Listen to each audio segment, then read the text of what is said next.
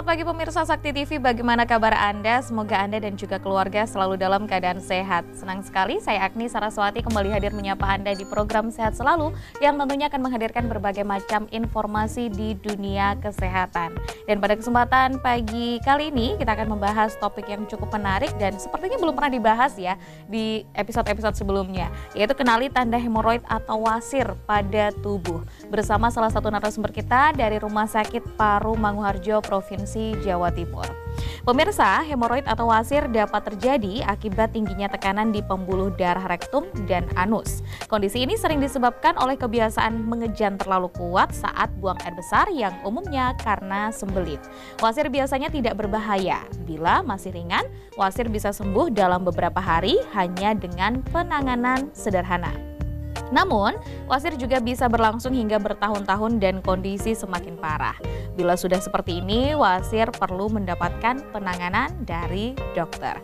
Untuk itu, hari ini kita akan membahas tentang penyakit wasir ini bersama narasumber kita, Dr. Diandri Yogi Astranto, SPB, dokter spesialis bedah Rumah Sakit Paru Manguharjo, Provinsi Jawa Timur. Tetapi sebelum kita menyapa narasumber kita yang sudah hadir di studio Sakti TV pada pagi hari ini, terlebih dahulu saya ingin menginformasikan kepada pemirsa yang ada di rumah bahwa Rumah Sakit Paru Manguharjo, Provinsi Jawa Timur memiliki pelayanan terbaik. Di antaranya klinik paru, klinik asma atau PPOK, klinik TB, klinik penyakit dalam, dan klinik jantung. Tetapi selain klinik yang berfokus pada kesehatan pernafasan, Rumah Sakit Paru Manguharjo juga memiliki klinik rehabilitasi medik, klinik gigi, klinik psikologi, klinik syaraf, klinik bedah, klinik pernafasan dan tumbuh kembang anak, klinik kandungan serta klinik jiwa. Pelayanan di Rumah Sakit Paru Manguharjo buka dari hari Senin sampai Sabtu mulai jam 8 pagi. Baiklah, langsung saja kita sapa terlebih dahulu Dr. Yogi yang sudah ada di sebelah kanan saya. Selamat pagi Dr. Yogi. Bagaimana kabarnya dokter? Alhamdulillah baik. Alhamdulillah baik. Nah, ini sesuatu yang baru kita bahas di episode Sehat Selalu dokter, yaitu hemoroid ya. Itu bahasa medisnya mungkin berarti dokter ya. Mungkin boleh dijelaskan dulu dokter, hemoroid ini sebenarnya apa sih? Silahkan. Ya, selamat pagi pemirsa semua. Jadi kita mungkin sering mendengar istilah hemoroid atau mungkin kita kenal sebagai wasir atau mungkin ambeien. Jadi kalau kita jelaskan secara lebih ringan adalah ambeien atau wasir adalah penonjolan dari tubur yang mana dia berasal dari pembuluh darah di daerah tubur atau anus. Jadi kalau kita bicara pembuluh darah memang normalnya itu ada, tapi pada kondisi ini dia mengalami kondisi kelainan sehingga dia membesar. Oke. Itulah kenapa dia menonjol yang kita kenal sebagai wasir atau ambeien. Normalnya itu ada dan kondisinya kalau normal dia nggak akan tampak atau nggak akan menonjol. Jadi ada banyak faktor yang menyebabkan dia itu menjadi menonjol. Oke, apa itu kira-kira dokter penyebabnya, kenapa kok bisa sampai muncul kok bisa sampai menonjol begitu ya kita bilangnya, kenapa dokter? Jadi ada banyak faktor, tapi secara umum itu kita bagi jadi dua, yaitu faktor pembuluh darahnya di tubur itu sendiri atau faktor di luar itu. Biasanya adalah adanya peningkatan tekanan di rongga perut kita. Oke, untuk yang penjelasan yang pertama mungkin dokter. Jadi kalau pembuluh darah yang abnormal itu misalnya kondisi keturunan atau genetika. Jadi ada orang-orang dengan risiko atau dengan kondisi di mana memang daerah tuburnya itu memiliki pembuluh darah yang tipis. Oke, itu karena faktor genetika. Gitu ya. Faktor usia juga bisa. Semakin tua maka akan semakin melemah daerah tubur itu sehingga semakin rentan untuk timbulnya hemoroid itu. Atau benjolan itu. Benjol. Oke, kemudian yang selanjutnya dokter untuk penjelasan yang kedua? Yang kedua adalah adanya peningkatan tekanan di dalam rongga perut. Ini banyak sebabnya. Kita bayangkan aja rongga yang seukuran itu, kenapa dia meningkat? Pertama, misalnya kehamilan. Itulah kenapa ada orang-orang hamil yang setelah melahirkan dia sakit hemoroid atau ambeien. Yang kedua adalah kebiasaan-kebiasaan orang yang mengejan.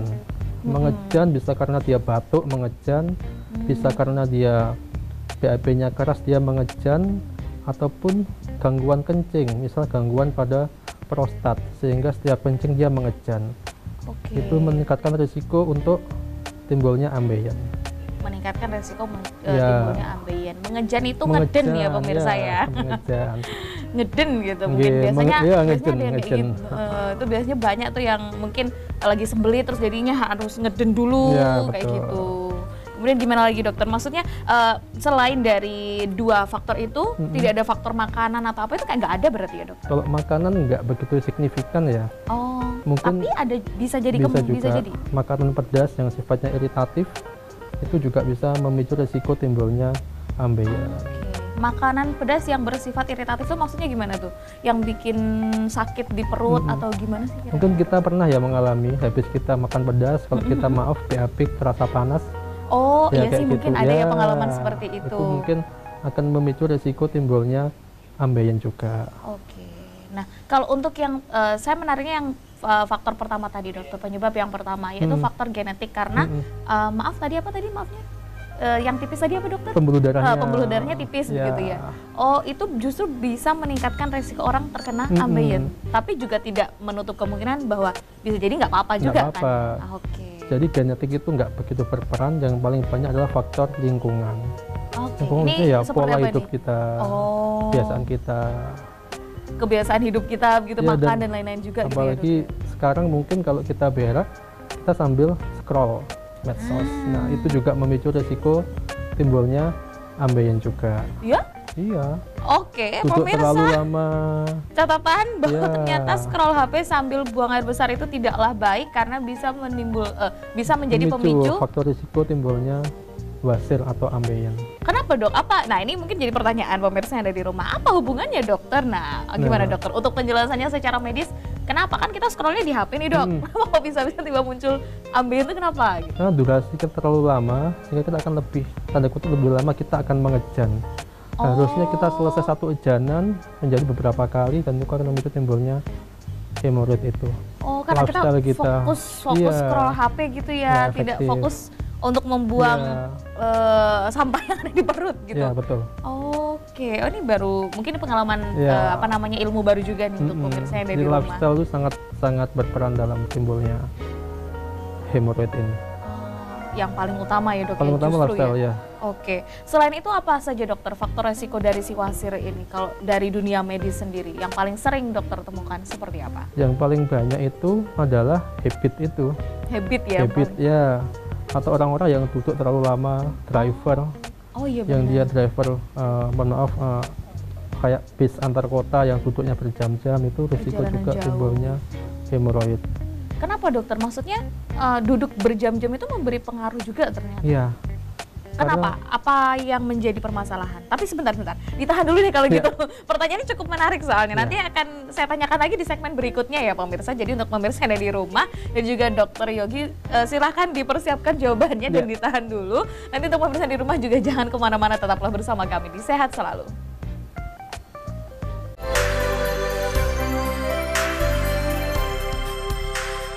Terima kasih pemirsa, Anda masih bersama kami, masih di Sehat Selalu membahas seputar kenali tanda hemoroid atau wasir pada tubuh. Masih bersama Dr. Diandri Yogi Astranto SPB, dokter spesialis bedah dari Rumah Sakit Paru Manguharjo, Provinsi Jawa Timur. Tadi sebelum closing segmen sebelumnya, saya sempat tanya kenapa kok orang yang duduk berlama-lama itu menunjukkan lebih punya banyak resiko untuk terkena ambeien begitu ya dok ya? Kenapa dokter? Karena tekanan yang lama gitu. Ya akan memicu resiko timbulnya pembesaran dari pembuluh darah di anus itu. Tertekan dalam kondisi yang lama. Beda sama.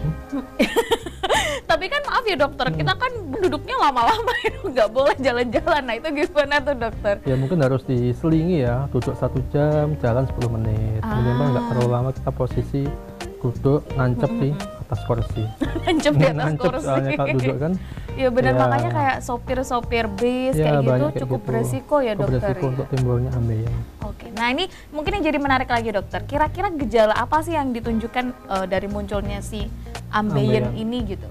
Nah, jadi ada banyak gejala. yang paling banyak adalah munculnya benjolan. Yang paling Paling utama dulu. utama adalah munculnya benjolan. Biasanya para pasien mengeluhkan pada stage awal itu benjolannya itu waktu dia berak, dia Buang air besar, menonjol. Setelah selesai berak, dia akan masuk lagi. Itu adalah fase-fase awal dari ambeien. Oh. Lama-lama dia habis berak nggak bisa masuk, harus masuk pakai tangan, dibantu pakai tangan dimasukkan. Setelah itu benjolannya keluar, nggak bisa masuk lagi. Itu adalah fase paling akhir dari ambeien. Udah paling parah Ya. berarti, dan itu harus ditangani dokter berarti. Betul. Oke. Itu adalah salah satu gejalanya. Yang kedua adalah adanya darah yang keluar. ketika kita buang air besar. Ya, biasanya darah itu muncul setelah kita berak dan dia itu menetes. Jadi kalau kita melihat, kita mau cebok, itu netes di kloset kita warna merah agak cerah begitu. Darahnya bukan nyemprot, nggak, dia netes. Jadi kayak air netes begitu. Tapi bukan yang terus-menerus gitu, cuman ada muncul begitu. Muncul ada. menetes. Oke. Apakah kemudian? bisa nggak berhenti? Ada kalanya ketika sudah muncul komplikasi perdarahan, itu akan terus keluar. Oh, Jadi itu sudah masuk ke dalam kegawatan dari ambeien. ambeien. Ya. Itu berarti udah di fase yang ekstrim banget dong. Dok? Iya, sudah muncul namanya komplikasi dari penyakit ambeien itu. Darahnya itu darah dari mananya sih dok? Sorry kalau. Jadi kan ambeien kan sebenarnya yang saya katakan tadi adalah pembuluh darah. Ya normalnya dia adalah bantalan dari anus, ujung anus. Tujuannya apa? Dia untuk membuat anus ini menjadi vakum. Oke. Maksudnya menjadi kedap. Makanya kita bisa tahan kentut. Kan ada Oh iya, bantuan betul. dari bantalan pembuluh darah itu. Ketika dia abnormal, dia akan membesar. Jadi itu pembuluh darah isinya. Kalau dia menonjol, dia pecah, ya darah tadi itu mengalir keluar. Makanya sudah di fase yang komplikasi. Komplikasi. begitu ya. Itu kalau misalkan nggak ditangani segera begitu, misalkan abai aja nih, misalkan si penderita dari si ambeien ini, apa kira-kira yang akan terjadi dokter? Jadi kalau dia berupa pendarahan yang pelan-pelan ya, netes kayak kita bilangnya rembes mungkin ya. Rembes Itu jangka gitu ya? panjangnya akan membuat dia kondisi kurang darah atau anemia. Dia tampak lemah, letih, lesu kayak gitu, malas bekerja, kemudian energinya hilang. Itu kalau kondisi perdarahan yang merembes atau pelan-pelan. Tapi ketika muncul kondisi yang mendadak atau darahnya ngocor, ya bisa sampai menimbulkan kematian karena habis darahnya. Kalau kondisi mancur loh ya, atau kondisi perdarahan yang akut, dia banyak ya harus bisa memicu kematian. Tapi kalau dia rembes, dia PAP netes, lama-lama dia akan timbul anemia yang kronis sifatnya. Tapi kan harusnya orang jauh lebih aware ketika udah muncul tanda si darah ini kan dok, Harusnya demikian harusnya. Tapi kalau dari sepengalaman dokter sejauh ini bagaimana dari para penderita ambeien ini sendiri? Apakah bisa sampai lebih parah sampai yang ngocor terus kayak gitu atau bagaimana sih? Kalau sampai ngocor sangat jarang. Yang jarang. banyak adalah mereka datang dengan kondisi anemia yang kronis. Kan Sudah lemas. telat ya berarti ya. Padahal kalau misalkan misalkan kita buang air besar sekali dan kemudian keluar darah pada saat itu gitu ya, dan langsung dibawa ke dokter pun pasti tidak sampai anemia kan berarti Tidak ya? akan sampai anemia. Kalau misalkan segera ditangani. Iya, betul. Itu gejalanya udah ngeri banget ya dokter. Maksudnya nggak ada tanda-tanda kayak demam, batuk, pilek atau apa gitu, nggak ada dokter. Tapi kita bisa mengenali. Nggak mungkin dia berdarah langsung, pasti ada benjolan sebelumnya. Betul. Iya. Berarti kalau udah berdarah itu kan udah fatal sekali sih. Iya, betul sekali, sudah fatal. Nah, itu gejala yang dialami oleh orang-orang yang menderita wasir atau ambeien ini berarti hanya 2. Banyak juga gejalanya. Banyak juga. Boleh dijelaskan lagi dokter, silakan. Misalnya gatal atau gatal di daerah anus. Oke. Kenapa dia gatal? Karena dengan menonjolnya ambeien itu, maka ada beberapa feses itu yang akan ngembes keluar, sehingga membuat daerah anus menjadi lembab. Itu yang buat dia gatal. Makanya jadi terasa gatal. Kemudian ada juga nyeri di karena bagian dia anus di anusnya, karena dia kan membengkak kan, pasti sakit. Ada kalanya sakitnya amat berat karena adanya gumpalan darah di dalam ambeien itu. Sehingga kalau seperti itu, sakit yang sangat berat itu membutuhkan penanganan yang segera untuk kita evakuasi darah atau isinya dari ambeien itu. Untuk bisa dikeluarkan begitu. Betul ya, sekali. Dok. Kemudian selain itu dokter, apakah ada gejala-gejala lainnya yang mungkin bisa jadi ilmu buat pemirsa tentu saja? Oke, ya yang paling banyak penonjolan. Penonjolan itu dan adanya darah yang darah. menetes, adanya rasa nyeri, dan mungkin adanya rasa gatal di daerah anus. Udah yang paling utama itu aja. Ya, Itu pun udah itu. menjadi tanda-tanda yang cukup Tanda awal. kelihatan ya dokter Ya, ya. ya. Tapi kalau yang paling ekstrim ya udah cuman yang sampai ngucur darahnya Ya, tadi itu berarti. yang memang masuk ke kegawatan dalam bidang bedah, salah satunya pendarahan dari anus. Cuman untungnya sejauh ini jarang ditemukan. Jarang ditemukan. Tapi yang paling banyak adalah anemia kronis. Anemia kronis dengan penonjolan dari anusnya. Itu anemia kronis sudah beda lagi nih nanti topik pembahasannya, Iya, beda penyakitnya lagi. beda lagi gitu. Beda Cuman lagi. itu menjadi salah satu concern tentu saja untuk pemirsa yang ada di rumah, apalagi jika sekarang udah ada tanda-tanda yang disebutkan oleh Dokter Yogi tadi, harusnya lebih berhati-hati dan mungkin bisa langsung pergi ke dokter, ke RSPM, ketemu Dokter Yogi Boleh, untuk silahkan. dicek begitu ya. Nah, tapi kalau misalkan dari si ambeien ini sendiri dokter, dia kayak dibagi beberapa kategori gitu nggak? Iya. Kalau tadi kan stage-nya gitu ya. Stage-nya, ya. Kalau ini apakah dia ada berbagai jenisnya gitu atau bagaimana sih dokter? Ya, jadi kalau secara umum itu ambeien dibagi jadi dua jenis ya. Ada ambeien dalam atau ambeien interna sama ambeien luar atau eksterna. Oke. Kalau ambeien dalam itu dia berasal dari lapisan anus yang di dalam. Yang eksterna itu dia berasal dari kulit luarnya itu. Kulit luarnya. Ya, di daerah kulit lebih yang luar lagi. bantalan luarnya gitu Ya, kan di istilahnya. luar. Kemudian yang hemoroid yang dalam itu yang kita bagi jadi 3, jadi 4 tadi itu. Yang stage 1, 2, 3, Oh iya, yang 4 tadi. sesuai dengan posisinya dia Keparahannya. di mana. Oke. Kalau yang eksterna Itu eksterna ya? karena dia sudah di luar, dia nggak ada pembagian secara klasifikasinya. Oke. Nah, dari dua jenis ini, berarti bisa dibilang bahwa yang paling berbahaya itu yang internal. Yang interna. Gitu. Kalau yang eksterna itu seperti apa dokter kondisinya? Kalau tadi kan internal sudah dokter Iya, jelaskan nih. iya. Nah, kalau eksterna ini sendiri kondisinya seperti apa? Dia kadangkala hanya berupa penonjolan di luar anus, cuman dia yang paling banyak keluarnya adalah penonjolan dan nyeri. Ada rasa nyeri. Ada rasa nyeri lebih berat daripada yang ambeien yang di dalam. Itu ini mungkin masih Beda nanti. baru Ya, keluarnya juga. keluarnya agak berbeda. Itu kalau ini mungkin boleh dijelaskan sekalian. Kalau interna itu keluhannya yang tadi, Yang benjolan, kadang yang berdarah, tadi ya kayak gatel gitu. dan lain-lain. Kalau eksterna ini keluhannya bagaimana dokter? Hanya berupa benjolan. Kalau dia murni yang eksterna ya, dia nggak keluar masuk. Dia nonjol terus. Oh, Nah, cuma ada kalanya dia itu gabungan Bisa antara jadi interna sama eksterna. oh bisa jadi dua gitu. Bisa Berarti di jadi dalam dua. ada, di luar Iya, juga ada. dia memanjang seperti itu. Nah, itu gimana dok terusan? Artinya udah masih kategori amankah atau sudah cukup berbahaya atau bagaimana? Jadi kalau kita membahas tentang ambeien, kegawatannya itu secara umum cuma ada dua, yaitu adanya perdarahan sama nyeri yang sangat berat. Oke. Di luar dari itu Dari masih itu aman. ya masih bisa kita ibaratnya kita pending lah untuk tindakannya. Tidak terlalu urgent gitu Ya, ya. betul. Masih bisa misalkan minum obat atau Ya, apa begitu ya. mungkin untuk penanganan, untuk pengobatannya. Pengobatan. Tapi beda lagi kalau misalnya udah ada pendarahan, udah ada nyeri Nyeri yang hebat, hebat, itu harus segera, kita nggak bisa menunda lagi. tindakan medis bedah berarti Ya, harus pembedahan kalau itu. untuk dibersihkan begitu, Iya. dibuang berarti. Kita buang benjolannya. Sebentar, ini pertanyaan terakhir sebelum saya tutup segmennya.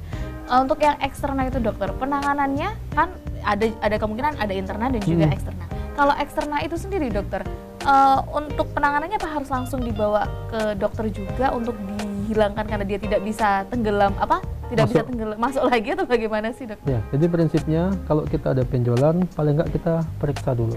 Periksa dulu. Karena nggak semua benjolan adalah ambeien. Nah, oh iya Dan benar. nggak semua yang berdarah adalah ambeien. Makanya kita harus menyingkirkan diagnosa yang lainnya. Bisa dia karena infeksi, bisa karena tumor, dan masih banyak lagi. Ternyata tidak Sesimpel itu. Itulah kenapa kita nggak bisa menyimpulkan hanya karena dengan benjolan, harus kita singkirkan diagnosa yang lainnya. Lalu kita tegakkan ke arah ambeien itu. Oke, baiklah. Nanti kalau begitu kita akan lanjutkan lagi pemirsa perbincangan yang semakin menarik saja ini ya bersama Dokter Yogi tentu saja. Dan untuk pemirsa yang ada di rumah jangan kemana-mana, tetaplah bersama kami di Sehat Selalu.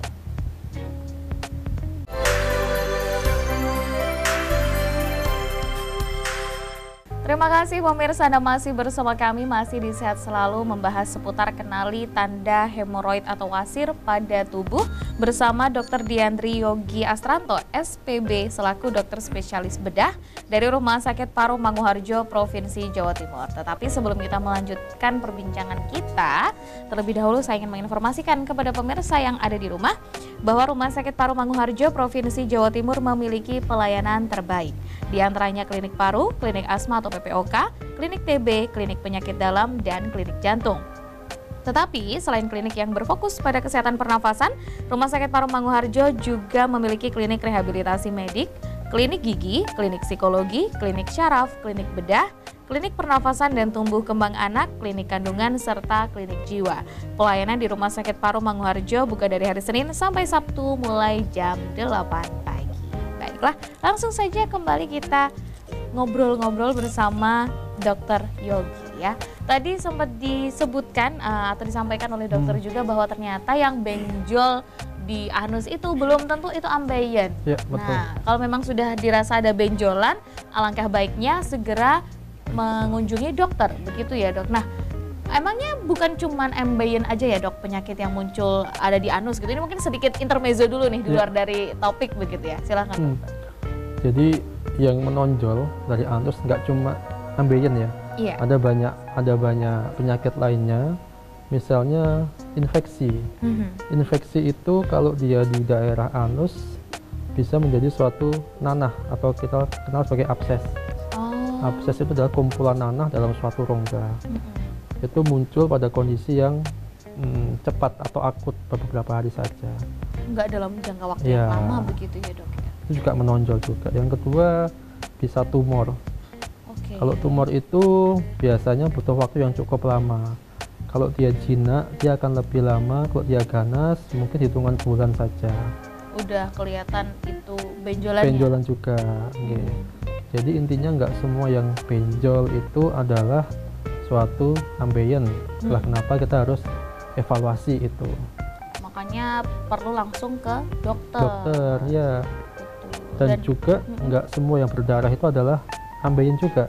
Nah, Bisa karena tumor juga bisa karena proses keradangan pada usus juga bisa dari perdarahan organ dalam perut juga bisa. ada banyak jalurnya Banyak gitu. jalurnya, jadi nggak sesederhana benjol dan berdarah, nggak sesederhana itu.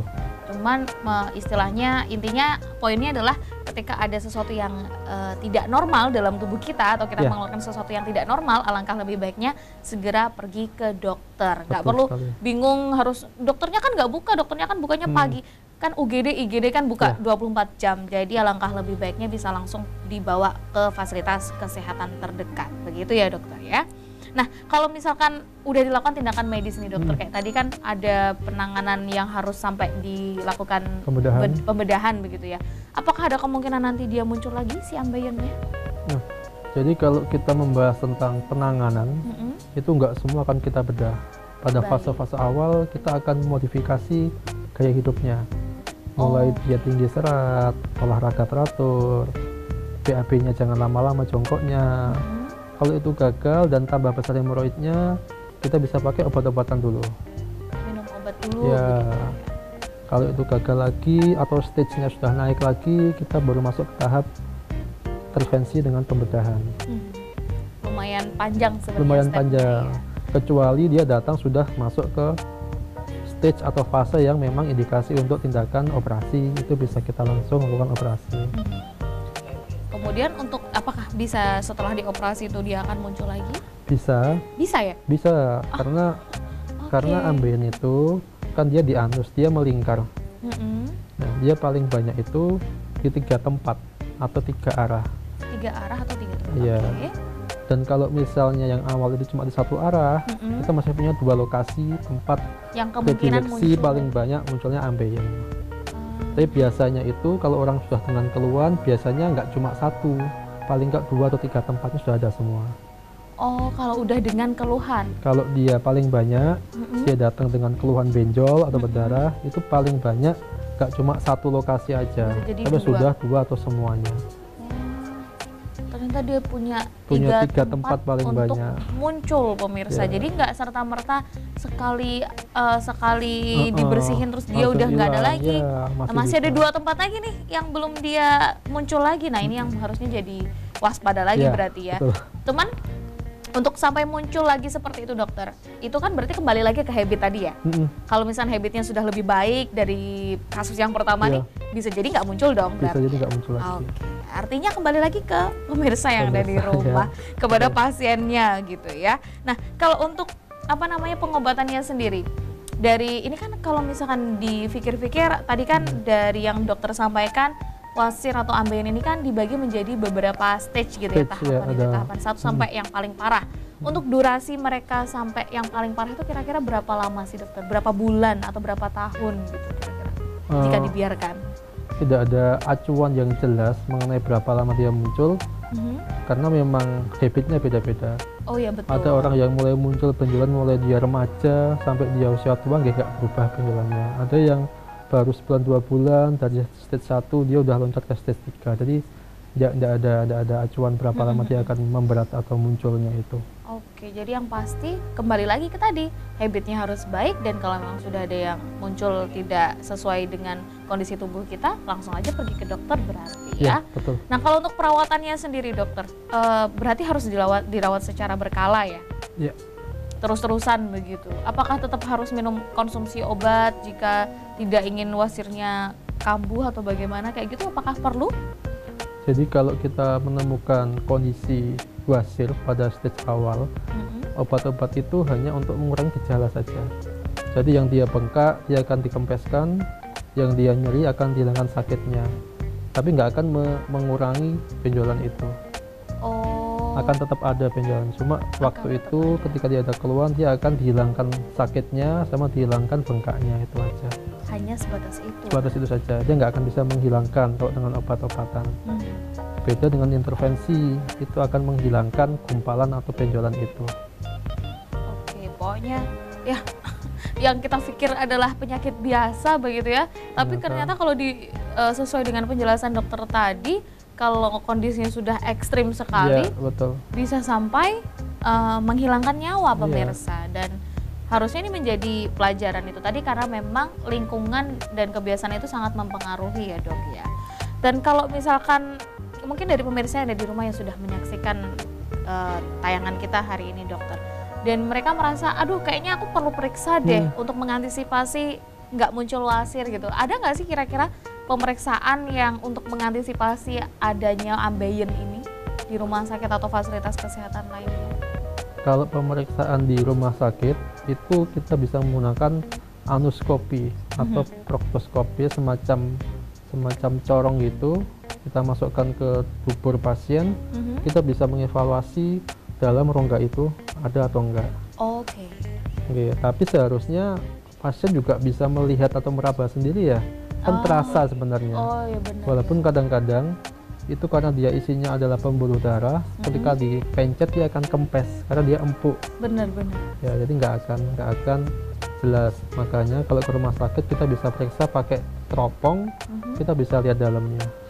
Apakah ada benjolan? Iya, betul.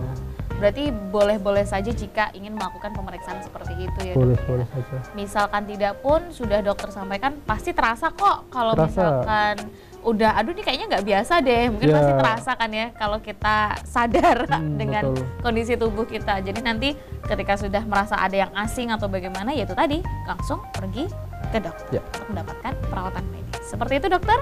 Betul sekali. Baik, nanti akan kita lanjutkan lagi pemirsa. Jadi untuk Anda yang ada di rumah jangan kemana-mana, tetaplah bersama kami di Sehat Selalu.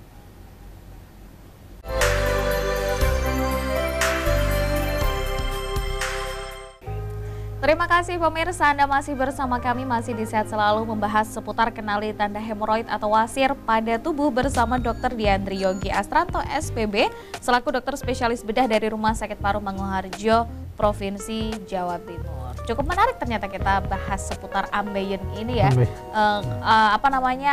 Awamnya orang pasti bilangnya adalah ambeien dokter, bukan hemoroid begitu ya. Hemoroid kan istilah medis ya kita taunya ya. Dan ternyata ambeien ini ya banyak sekali ilmu yang harus dipelajari dan juga diwaspadai pemirsa. Dan ini mungkin pertanyaan yang sedikit ringan sebenarnya dokter. Tadi dokter di awal sempat mention bahwa orang lansia itu juga menjadi salah satu faktor resiko yang mudah terkena ambeien. Nah, kalau boleh tahu dokter, sebenarnya usia-usia berapa sih yang rawan terkena ambeien? Jadi paling banyak adalah usia tua, di usia 50 tahunan ke atas. Kenapa itu dokter? Kok bisa Karena sampai? memang faktor usia sehingga pembuluh darahnya mengalami penipisan. Faktor usianya itu. Makanya, sebentar. Berarti kalau misalnya mereka masih muda, itu pembuluh darahnya itu sebenarnya tebal-tebal aja ya? Semakin usia tua, semakin dia menipis. Semakin Dan menipis. melemah otot-otot sphincter atau otot katup dari anus itu. Dia semakin melemah. Makanya rawan sekali untuk menderita ambeien. Tapi biasanya kalau orang sepuh-sepuh gitu dokter yang kena ambeien itu bisa sampai separah yang tadi dokter ceritakan juga? Tetap bisa. Tetap bisa ya? Okay. Karena mungkin faktor pola hidup dan lain-lain ya dok ya.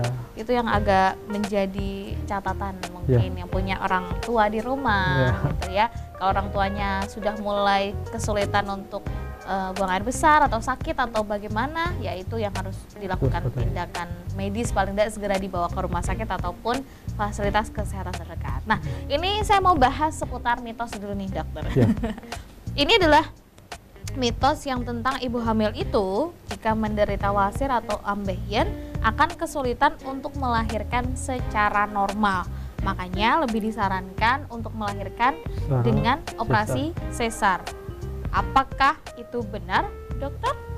Sebenarnya bukan sulit untuk hamil normal, cuma dengan dia melahirkan maksudnya dokter? Iya, melahirkan. Melahirkan normal. Dengan dia mengejan itu akan meningkatkan tekanan di rongga perutnya, dan akan memperberat kondisi ambeiennya. Oh gitu, Itulah makanya kenapa pada orang hamil dengan riwayat ambeien ada beberapa pendapat mengatakan bahwa sebaiknya operasi sesar. Walaupun ada juga pendapat lain yang mengatakan bahwa selama nggak ada komplikasi di ambeiennya, tidak apa-apa lahir normal dengan catatan kemungkinan akan memperburuk kondisi ambeiennya. Kemungkinannya paling jelek di situ, akan memperburuk kondisi dari si ibu, ambeien dari si ibu ini. Betul. Berarti ya. Tapi tidak akan menimbulkan sesuatu di anaknya atau kesehatan yang lainnya tidak ada ya.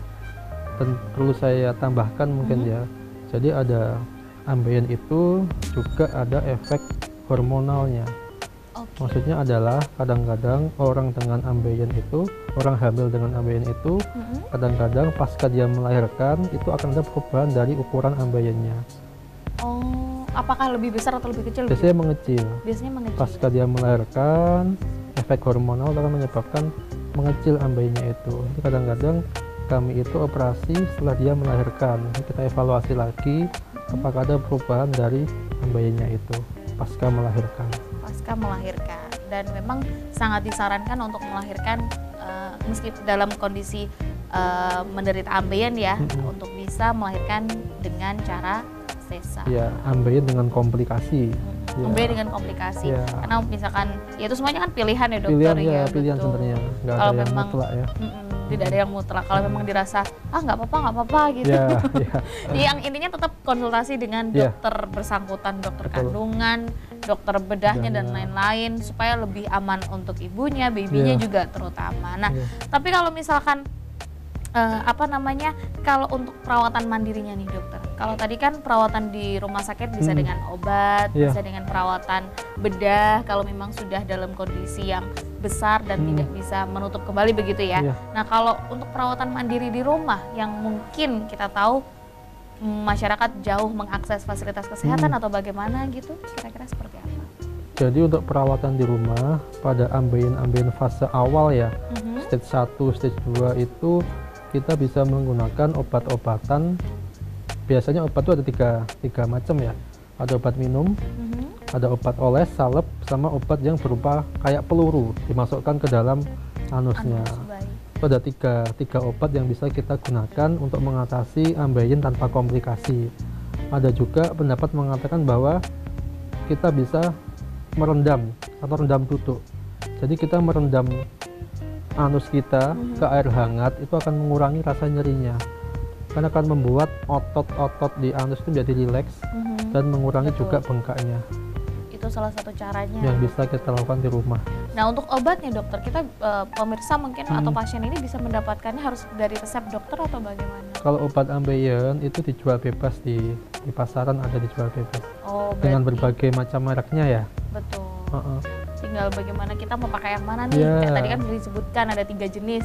Ada yang minum, ada yang salep dia. Ada yang dok, ya. salep, ada yang kayak peluru. Ada yang kayak peluru gitu yang dimasukkan itu. Nah, itu tinggal bagaimana pemirsa Yeah. nyamannya yang mana aja Yeah. gitu. Berarti bisa dilakukan perawatan mandiri di Yeah. rumah. Dengan catatan sudah tegak diagnosa ambeiennya ya. Oh iya benar. Iya, harus diperiksa dulu. Oh ya, karena tadi kembali lagi kalau belum tentu benjolan ini adalah ambeien. Ambeien. Ya, Nah, belum tentu. belum tentu. Jadi harus pasti dulu. Oke, ini ambeien.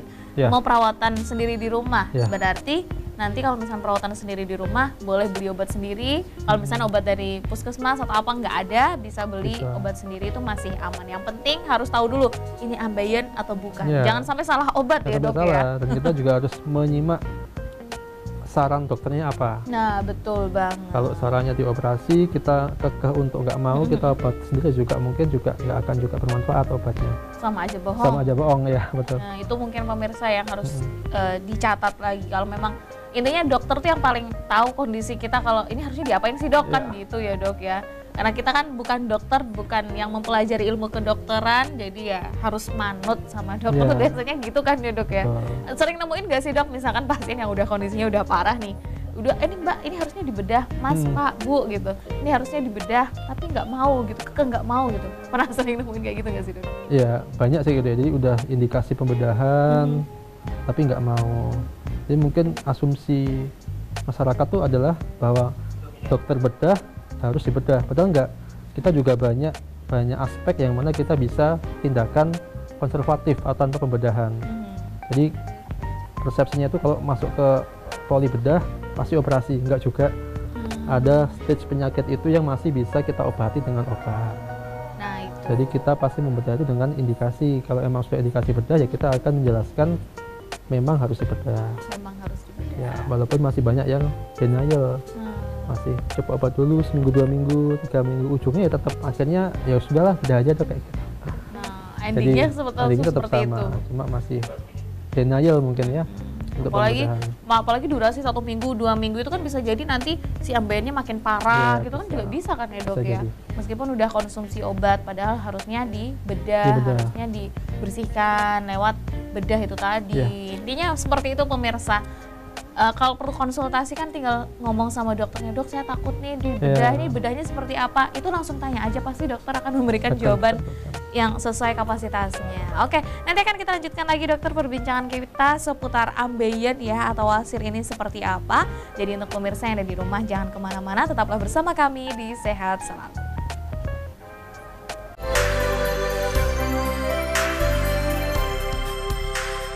Terima kasih pemirsa, Anda masih bersama kami, masih di Sehat Selalu bersama Dr. Yogi, tentu saja membahas seputar kenali tanda hemoroid atau wasir pada tubuh ya. Tapi sebelum kita lanjutkan perbincangan kita di segmen terakhir ini, kembali saya ingin menginformasikan kepada pemirsa yang ada di rumah bahwa Rumah Sakit Paru Manguharjo Provinsi Jawa Timur memiliki pelayanan terbaik, di antaranya klinik paru, klinik asma atau PPOK, klinik TB, klinik penyakit dalam, dan klinik jantung. Tetapi selain klinik yang berfokus pada kesehatan pernafasan, Rumah Sakit Paru Manguharjo juga memiliki klinik rehabilitasi medik, klinik gigi, klinik psikologi, klinik syaraf, klinik bedah, klinik pernafasan dan tumbuh kembang anak, klinik kandungan, serta klinik jiwa. Pelayanan di Rumah Sakit Paru Manguharjo buka dari hari Senin sampai Sabtu mulai jam 8 pagi. Oke, kembali lagi berbincang bersama Dr. Yogi ya. Nah dokter, kalau tadi di awal dokter sempat sebutin makanan yang istilahnya menjadi pemicu juga munculnya si ambeien, itu makanan yang apa tadi, iritatif, makanan yang rendah serat. Nah itu bisa jadi memunculkan yang namanya ambeien, berarti harus dihindari ya dok ya. Kurang-kurangin mbak-mbak yang suka makan seblak, yang pedes-pedes tuh kurang-kurangin. Nah tapi kalau misalkan makanan apa sih dokter kira-kira yang dianjurkan untuk pemirsa yang mungkin atau pasien menderita wasir atau ambeien ini? Ya, jadi makanan yang paling dianjurkan adalah makanan yang banyak mengandung serat, banyak mengandung fiber serat. Ya, buah-buahan, sayur-sayuran. Kenapa demikian? Karena dengan adanya serat itu maka feses kita itu akan ada dalam kondisi yang optimal, maksudnya dia tidak cair dan tidak keras. Kalau cair dia iritatif, Betul. kalau dia keras dia akan menyebabkan trauma atau gesekan yang cukup banyak pada daerah anusnya itu. Oke, Jadi yang makanya tinggi serat, makanannya tinggi serat. makanya bisa muncul makanya istilahnya bisa memperparah kondisi si ambeien itu tadi. Jadi harus lebih pilih-pilih makanan, terutama makanannya harus yang sehat.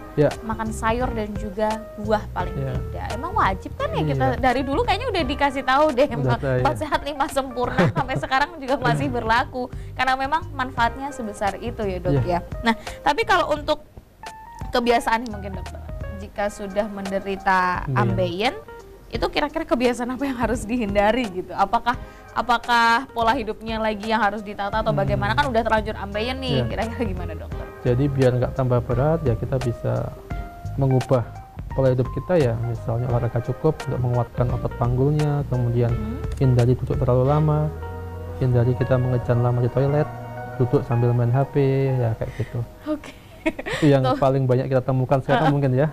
Kayaknya iya sih dok. Tapi kita juga mengalami sendiri mungkin ya. Dokter jangan buka kartu. Karena memang kayaknya itu tadi lifestyle seiring dengan perkembangan zaman dan kebutuhan mata melihat gadget ya pemirsa ya, dan ternyata itu berdampak buruk pemirsa.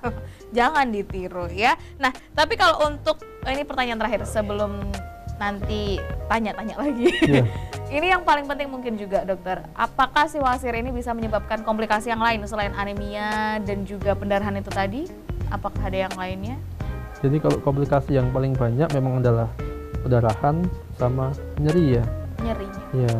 Yang lainnya mungkin hanya akan mengganggu lifestyle kita, misalnya terasa gatal, iritatif seperti itu. Di luar itu sebenarnya aman-aman aja. Aman-aman saja. Tidak sampai bersinggungan dengan organ yang lain ya. Cuman ya bukan berarti sakit ambeien itu harus diabaikan atau sesuatu yang bisa dibanggakan. Aku lagi ambeien, enggak pemirsa. Kalau bisa dihindari ya dihindari. Nah mungkin ada saran dan masukan dokter untuk pemirsa yang ada di rumah yang istilahnya aku mau menjaga diri deh supaya tidak terkena ambeien. Kira-kira hal apa yang harus dilakukan untuk mencegah munculnya si ambeien ini? Silahkan dokter. Jadi yang pertama adalah kita mengubah pola hidup kita ya, makan yang banyak seratnya, minum air cukup, kemudian olahraga teratur, sama hindari duduk lama. Yang paling banyak kita temui, yang saya ulang-ulang lagi, bahwa jangan duduk lama-lama di toilet, yang paling banyak menyebabkan timbulnya ambeien. Faktor risiko ya. Kayak gitu. Kayaknya kalau misalkan ngomongin jangan duduk lama-lama di toilet sambil main handphone tuh nggak cuma usia 50 tahun ke atas lagi nih jadinya ya dok ya. Usia muda. Jadinya usia-usia produktif itu justru malah bisa jadi terkena ambeien juga. Tapi pernah nemuin nggak sih dok pasien ambeien tapi masih anak-anak? Kalau anak-anak jarang. Jarang ya. Tapi lebih banyak berarti usia-usia produktif dan juga lansia berarti ya. Dokter, karena ini sudah di segmen terakhir ya, ternyata banyak sekali ilmu yang kita dapatkan atas perbincangan kita bersama Dokter Yogi hari ini tentang ambeien, apa itu dan gejala dan jenisnya dan lain-lain. Mungkin dari Dokter Yogi sendiri ada yang ingin tambahkan kepada pemirsa sebelum kita usaikan pertemuan kita? Silahkan dokter. Jadi gejala ambeien yang paling banyak adalah benjolan, ada darah sama nyeri. Tapi yang perlu kita ingat adalah tidak semua yang benjol adalah ambeien, tidak semua yang berdarah adalah ambeien, tidak semua yang nyeri adalah ambeien. Jadi harus kita periksa. Dengan periksa kita akan tahu, dan dengan kita tahu kita akan bisa menentukan terapi yang diberikan. Oke, sudah cukup Cukup dokter? Itu aja poinnya. Dengan periksa kita akan lebih tahu penanganan apa yang harus kita lakukan. Betul sekali. Ya, baik, terima kasih kalau begitu Dokter Yogi atas waktunya dan juga kesempatannya untuk bisa berbagi ilmu kepada pemirsa yang ada di rumah. Semoga benar-benar bisa diterapkan ya, terutama main HP sambil nongkrong ya. Itu yang harus dikurang-kurangi pemirsa. Terima kasih sekali lagi dokter, boleh titip salam untuk teman-teman yang ada di RSPM ya. Dan mungkin kita akan berjumpa lagi di lain kesempatan tentu saja. Dan untuk pemirsa yang ada di rumah juga terima kasih banyak atas kebersamaan Anda. Saya Agni Saraswati bersama Dokter Yogi dan juga seluruh kru yang bertugas pamit undur diri. Kita bertemu lagi di Sehat Selalu episode berikutnya. Selamat pagi, sampai jumpa.